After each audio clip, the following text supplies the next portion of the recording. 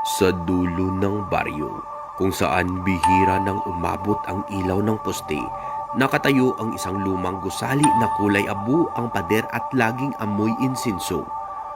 Doon matatagpuan ang ampunan ni Mother Merly, isang babaeng kilala sa buong lugar bilang simbolo ng awa at kabanalan. Kapag binabanggit ang kanyang pangalan, kasunod agad ang salitang mabuti. Tuwing umaga, maririnig ang kanyang tinig na nagdarasal kasabay ng tunog ng kutsarang humahalo sa malaking kaldero ng lugaw. Maingat niyang inaalagaan ang mga bata, mga inabandona, iniwan sa simbahan, o kusang ipinasa dahil sa kahirapan. May mga batang dumarating, ngunit kakaunti lamang ang tuluyang umaalis. Walang nagtatanong. Sa araw, maliwanag at tahimik ang ampunan. Ngunit kapag lumubog na ang araw at tuluyang nilalamon ng dilim ang gusali, nagiging kakaiba ang katahimikan. Ang mga pasilyo ay tila humahaba at ang mga anino sa dingding ay parang gumagalaw kahit walang ilaw. May mga batang nagkukwento sa isa't isa, pabulong lamang, na tuwing gabi raw ay may nawawala. Hindi sumisigaw, hindi umiiyak, para bang kusa lamang binubura ng dilim ang kanilang presensya. Kapag may nagtatanong kay Mother Merly, isa lang ang sagot niya.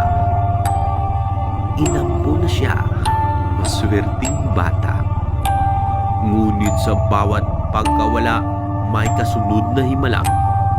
Tuwing hating gabi, may nawawala. Ang hapunan kinabukasan ay kakaibang sarap. Mas malinamnam ang sabaw, mas malambot ang karne, mas mainit ang tinapay. Ang mga batang dati mahina ay biglang lumalakas. May kulay ang pisngi, may sigla ang mga mata. Hindi nila alam kung bakit, ngunit natutunan nilang huwag magtanong. Sa likod ng kusina, may isang aparador na laging nakakandado. Sinasabing doon nagtatago si Mother Merly ng mga lumang gamit. Ngunit sa likod ng aparador na iyon ay may lihim na pintuan, isang hagdang pababa sa silong na hindi nakikita sa araw.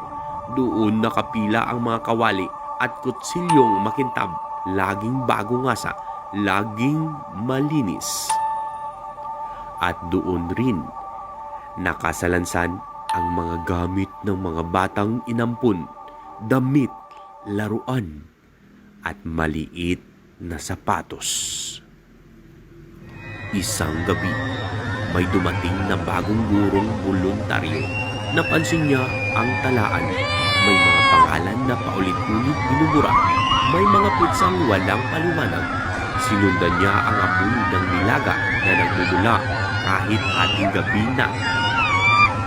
Sa silong, tumigil ang kanyang hininga. Bago pa siya makatakbo, naroon na si Mother Merly. Tangan ang rosaryo, nakangiti ng payapa.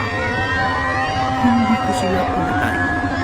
Hinahon niyang sabi, pinakain ko sila pinag-isa. Kinabukasan, may bagong ulam ng mga bata. Pinakamasarap sa lahat. At sa talaan, may bagong pangalan na naman, ang binura ni Mother Merly.